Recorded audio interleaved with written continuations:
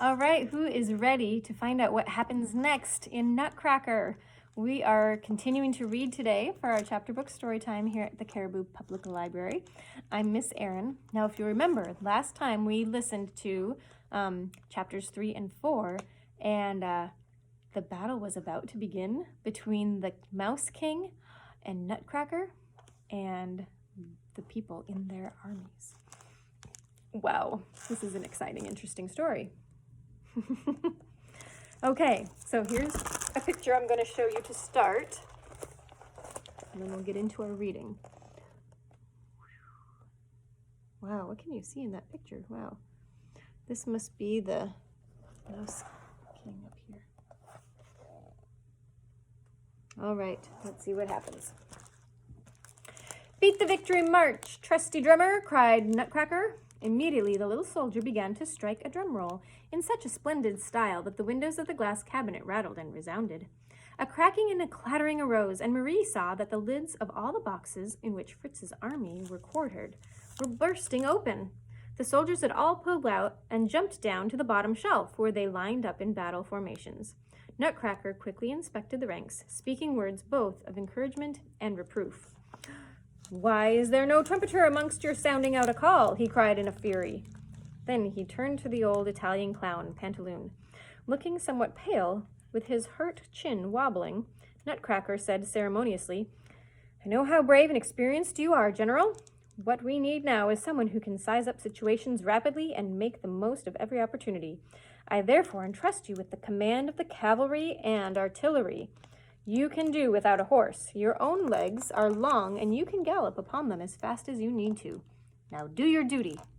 Immediately, Pantaloon put his long, lean fingers to his mouth and whistled so sharply that it seemed as if 100 trumpets were blaring.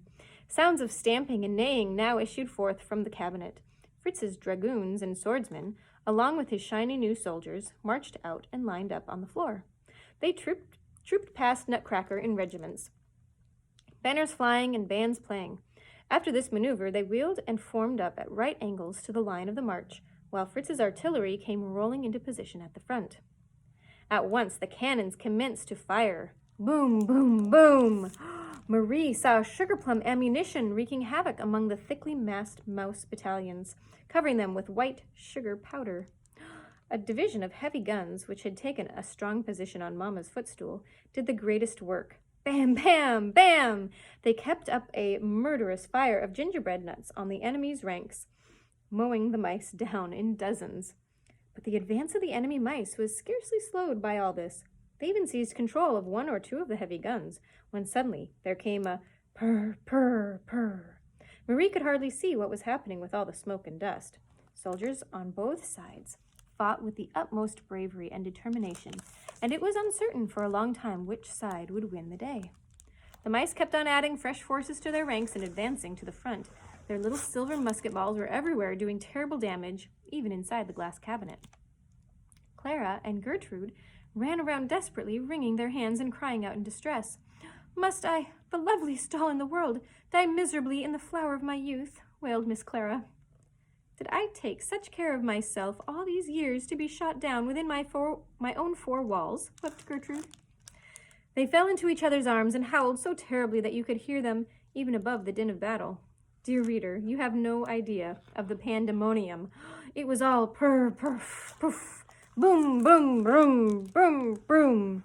The king, the Mouse King, and his army squeaked and screamed. Above all this din, Nutcracker's powerful voice could be heard shouting commands as he strode among the battalions in the thick of the fire.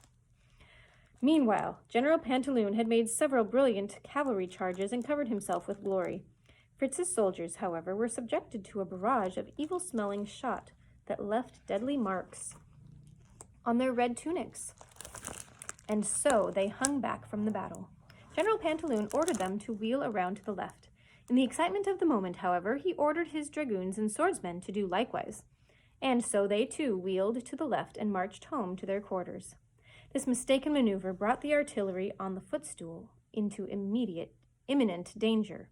It was not long before a large troop of hideous mice assaulted them so efficiently that the whole of the footstool with its guns and gunners fell into the enemy's hands. Nutcracker was very upset, and he ordered his right wing to begin a backward movement. A soldier of your experience, my dear reader, knows that such a movement is almost the same as a retreat. Perhaps, then, you can anticipate the disaster about to befall the army of Marie's beloved little Nutcracker. But just look a bit in the other direction, at the left wing under Nutcracker's command. There, all is going well, and we still have reason for hope. During the hottest part of the fighting, masses of mouse cavalry had quietly advanced from under the chest of drawers. With loud, horrible squeaks, they struck at this left wing. What a fierce reception they met! Very slowly, for they had to edge along at the bottom of the cabinet.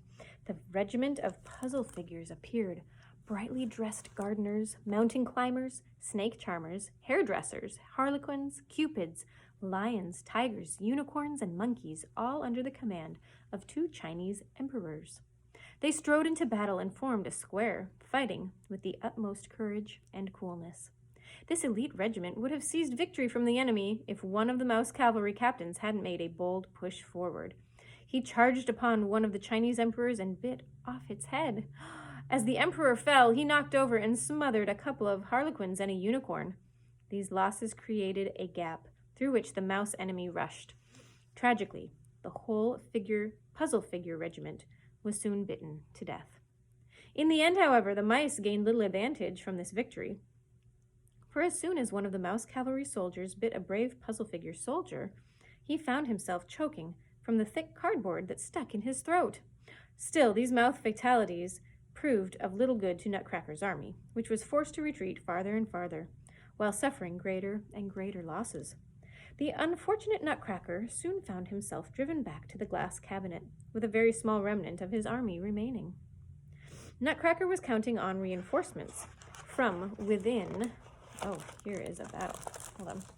I'll get the end of that sentence. From within the cabinet. Bring up the reserves, he shouted. General Pantaloon, sword fighters, drummers, where the devil are you? Let's see. This is the whole battle scene. I'm going to back up, maybe. We'll do one page at a time. Here are the soldiers coming down from the cabinet. The broken glass. Yikes. And then over here. Oh, yikes. What a battlefield. In response, a small contingent of brown gingerbread men and women with gilt faces, hats, and helmets appeared. But they flailed their arms about so clumsily that they never hit any of the enemy. All they succeeded in doing was to knock off the cap of their commander, Nutcracker himself. Soon the mice bit their gingerbread legs off, and they tumbled topsy-turvy, killing several of Nutcracker's remaining soldiers as they fell. Nutcracker was now hemmed in by the enemy, and in a position of extreme danger. He tried to jump up onto the bottom ledge of the cabinet, but his legs were not long enough. Unfortunately, Clara and Gertrude fainted, so they could give him no assistance. Heavy dragoons from the mouse army came charging at him, and Nutcracker shouted wildly, "A horse! A horse! My kingdom for a horse!" Just then, 2 mouse riflemen seized him by his wooden cloak. The Mouse King came rushing up to him, screeching out in triumph from all 7 of his throats. Marie could contain herself no longer. "Oh, my poor Nutcracker," she sobbed. Without really knowing what she was doing, she took her left shoe off and threw it as hard as she could into the thick of the enemy, straight at the Mouse King. Instantly, everything vanished. Then, the pain of Marie's left arm grew sharper, and she fell to the floor, unconscious. My goodness. The next chapter is called The Invalid. When Marie awoke from a long death-like sleep, she was lying in her bed. Soft, translucent sunlight outlined the delicate frost flowers which covered the window. A gentleman was sitting beside her, and after a moment, she recognized him as the children's doctor, Wendelstern. "She's awake," he said in a soft voice, and Marie's mother came and looked anxiously into her face. "Oh, Mother," whispered Marie, "have all those awful mice gone away, and is the good Nutcracker all right?" "Don't talk such nonsense, sweetheart," her mother answered. "Mice have nothing to do with our Nutcracker. You naughty girl, you've driven us out of our minds with worry. See what happens when children don't do as they're told. You were playing with your toys so late last night that you became very sleepy. Now, I don't know whether or not some mouse jumped out and frightened you, though we usually don't have a problem with mice. But I do know that you broke a pane of the glass cabinet with your elbow. You cut your arm so badly that Dr. Wendelstern, who has just removed a number of glass shards from your arm, thinks that if the cut had been just a little higher up, you might have had a stiff arm for the rest of your life, or even bled to death. Thank heaven I woke up in the middle of the night and wondered about you. When I came downstairs, I found you lying unconscious in front of the cabinet, bleeding frightfully, with all sorts of toys, Fritz's lead soldiers, broken puzzle figures, gingerbread men scattered all around you. Nutcracker was lying on your bleeding arm, with your left shoe not far off. Oh, Mama, said Marie, what you saw was left from an enormous battle between the toys and the mice. What scared me so much was that the mice were going to hurt Nutcracker, who was the commander of the toy army. To protect him, I threw my shoe at the mice, and after that, I don't know what happened. Dr. Wendelstern winked meaningfully at Marie's mother, who said very gently, Never mind, dear. The mice have all gone away now, and Nutcracker's in the cabinet, safe and sound. In a little while, Marie's father came and had a long consultation with Dr. Wendelstern. Then Papa himself felt Marie's pulse. Marie heard the grown-ups mention wound fever. She would have to stay in bed and take medicine for a few days, even though she didn't feel very ill, aside from the pain and stiffness in her arm. Marie was very thankful that Nutcracker had survived the battle safe and sound. She seemed to remember, as if in a dream, that he had said, quite distinctly in a melancholy voice, Marie, dearest lady, I am deeply indebted to you, and it is in your power to do even more for me. She wondered what his words could possibly mean, but they remained a mystery to her. Because of her arm, Marie couldn't play as usual. When she tried to read her picture books, everything wavered before her eyes so strangely that she had to stop. The days grew very long for her. Her spirits rose in the evenings when her mother would sit by her bed and read her pleasant stories. One night, Mama had just finished reading a story about a prince named Facardin, when the door opened and in came Godfather Drosselmeyer. I've come to see with my own eyes how Marie is doing, he explained. When Marie saw Godfather Drosselmeyer in his little yellow coat, a vivid memory arose within her of the night Nutcracker lost the battle against the mice. Oh, Godfather Drosselmeyer, you were so cruel, she couldn't help crying out. I saw you sitting on the clock, covering it up with your wings so that it wouldn't strike the hour and scare the mice. I heard you when you called the Mouse King. Why didn't you help Nutcracker? Why didn't you help me, you nasty godfather? Do you realize it's your fault that I'm lying here with a bad arm? Her mother, greatly alarmed, demanded, What is wrong with you, Marie? Drosselmeyer made some strange faces, and then he chanted in a snarling monotone. Clockworks only buzzed and struck. Tick, tick, tick went all the clocks. Not allowed to chime the hour. They only buzzed a warning dower. Then rang the bell, a loud cling, cling. Bing and bong and bang. Maiden dolls, don't be afraid. The battle's done. Nutcracker saved. How come the owl on stealthy wing? Now comes the owl on stealthy wing. Scares away the mean Mouse King. Buzz and tick and hum and boom. Clocks talk again and time resumes. Tick and talk and grr and burr. Marie's afraid they're after her. Marie's eyes grew wide with fear as she gazed at Godfather Drosselmeyer. He looked even more ugly than usual, jerking his right arm back and forth like a clock's pendulum, or like a puppet on a string.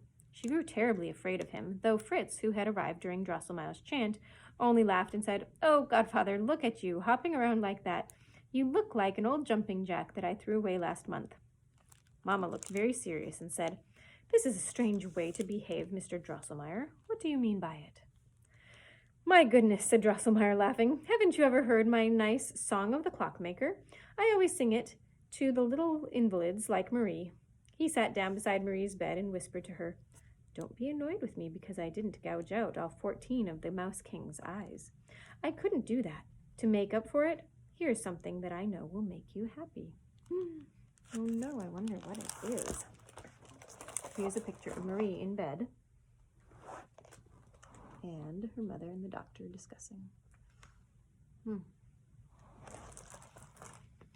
So Drosselmeyer dug into one of his pockets and slowly he pulled out Nutcracker.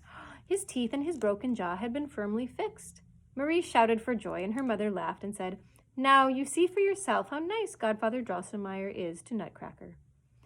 Even so, Marie, said Drosselmeyer, Nutcracker is still far from handsome. If you like, I'll tell you how it was that that ugliness first came into his family. Did you ever hear of the Princess Pirlipat, the witch Dem Mouserinks, and the clever clockmaker? Listen here, Godfather Drosselmeyer, Fritz interrupted. You've put Nutcracker's teeth in all right, and his jaw isn't as wobbly as it was, but why haven't you given him a sword? Boy, said Drosselmeyer, irritated, you're always finding fault with something or other. What have I got to do with Nutcracker's sword? I've fixed his mouth for him. He'll have to find a sword for himself. Yes, yes, Fritz replied, and he will, of course, for he's a decent sort of person. So tell me, Marie, Drosselmeyer continued, do you know the story of Princess Pirlipat? No, said Marie. Tell it to me, please. I hope it won't be as strange and terrible as your stories generally are, said her mother to Drosselmeyer. Nothing of the kind, he answered. On the contrary, the story I have the honor of telling you this time is actually very funny. Go on, then, tell it to us, begged the children. And Drosselmeyer commenced as follows. And guess what? You guys get to wait until tomorrow night to hear the story. So we'll continue with that. Hope you guys have a great night. Bye.